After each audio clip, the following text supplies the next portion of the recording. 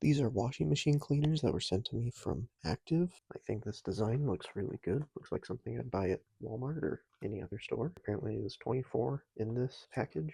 Directions and other information. It's a big warning that I think is a sticker on the outside of the plastic. I'm going to quickly open this and see if that's the case. So yeah, this is just on the plastic wrap. It looks like when using this, you just put a tablet in by itself, nothing in the washing machine. You put it directly into the washer, not into the detergent dispenser. Run a normal cycle with hot water, and then it sounds like you're supposed to use a towel to wipe down any residue. This is supposedly a before and after of what these cleaners are supposed to do. Taking a look, here is inside. There's a nice thank you note from Active. They do have a lot of other cleaning products, but here's one of the tablets. I'm gonna go upstairs and try this out, and I'll show what that looks like. Here's the tablet, still in its wrapping. Here's the tablet unpackaged. I'll do a quick load with this and I'll let you know what the results are like. Here's the final result after the wash. There's some things lying around as you can see. It looks like leaves or crumbs. I'm not sure what it is, but I want